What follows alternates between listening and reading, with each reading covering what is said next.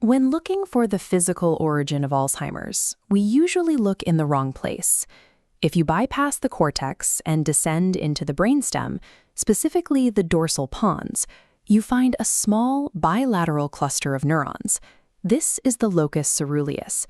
It is a tiny, highly specialized node that serves as the brain's primary source of noradrenaline, broadcasting arousal and attention across the entire central nervous system.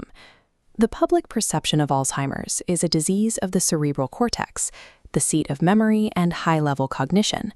But the neuropathological reality is that abnormal hyperphosphorylated tau protein aggregates first in the locus coeruleus, decades before it reaches the entorhinal cortex, and long before the first clinical signs of cognitive decline.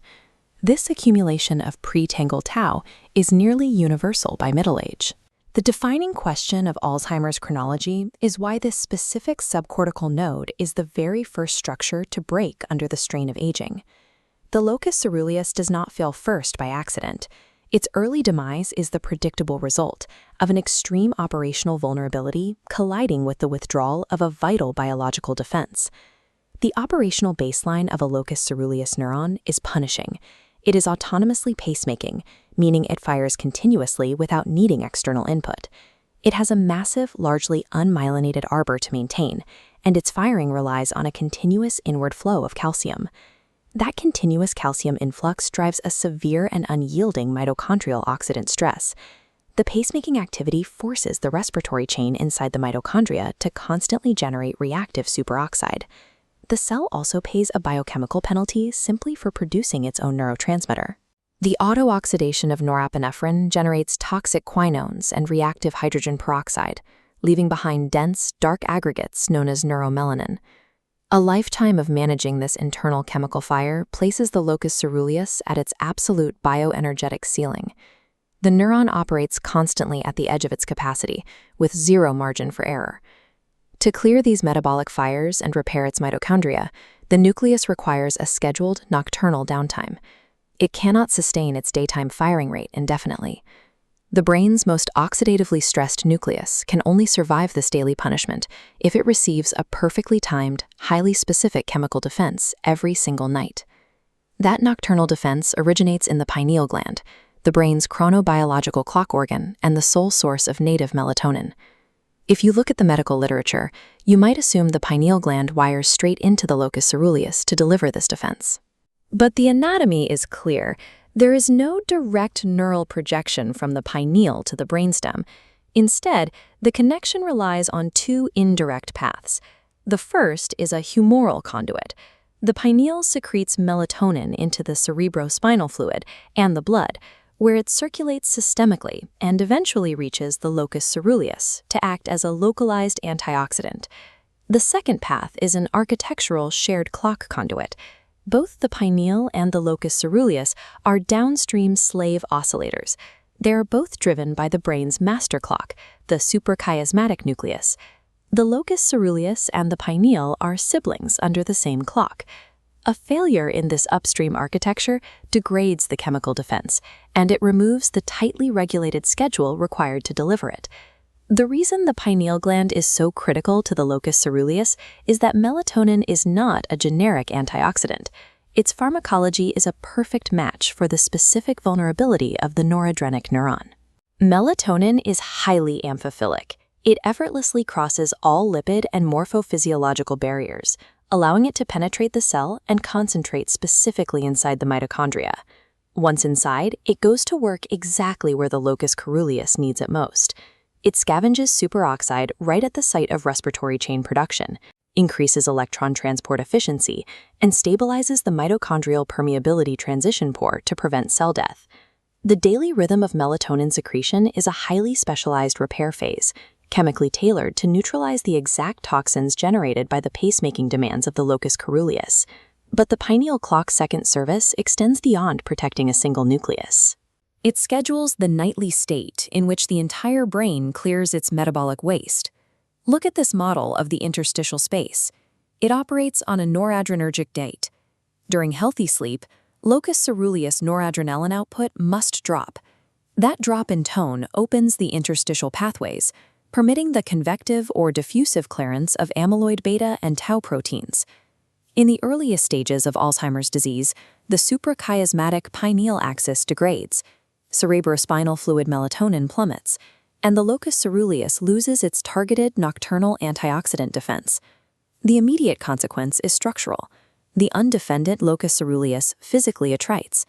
As it degenerates, the nucleus loses its ability to fully suppress noradrenaline at night, flattening the rhythm required to open the brain's waste channels. With clearance halted, tau and amyloid begin to accumulate in the interstitial space. These pathological proteins further fragment sleep architecture, putting even more stress on an already failing circadian clock. The result is a chronobiological coerulean spiral. A failing clock injures the locus coeruleus, and the injured locus coeruleus permanently degrades the clearance clock, accelerating the exact pathology that will eventually reach the cortex. Any rigorous analysis of this model must address its hardest empirical problem: the direction of causation.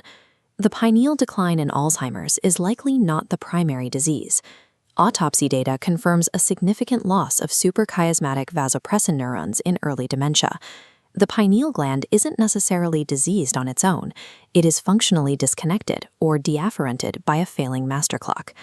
But this reverse causation does not defeat the thesis.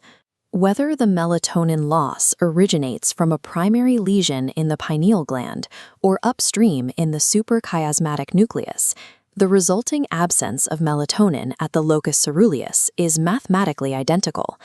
The locus coeruleus is left undefended regardless of which upstream clock component breaks first. It is the withdrawal of protection, not the zip code of the lesion, that catalyzes the nucleus's decline. This brings us to a stark clinical paradox. If the loss of melatonin is an early hallmark of Alzheimer's disease, why have 2 decades of melatonergic clinical trials testing drugs like pyromelatine yielded overwhelmingly negative results on cognitive endpoints? Look at this timeline comparing neuropathology to cognitive status. The historical failure is a function of a massive timing misalignment. Clinical trials routinely enroll patients who already have established dementia, which corresponds to late-stage break pathology. By the time a patient presents with clinical dementia, the locus coeruleus has already crossed its bioenergetic tipping point. The nucleus has substantially degenerated long before the trial even begins. Furthermore, there is a severe dosing misalignment.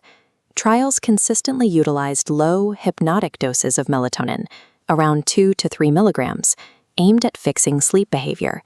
This is roughly 2 orders of magnitude below the dose required to achieve actual mitochondrial neuroprotection in animal models. Late-stage melatonin administration fails for a simple structural reason. You cannot supply a chemical defense to a locus coeruleus that no longer exists. To test the pineal interface model fairly, a clinical trial requires a complete redesign. The intervention must occur in the preclinical pre-amyloid phase, while the neurons are still intact. This scan demonstrates the precise neuroimaging required for that trial. The primary endpoint cannot be a broad cognitive test.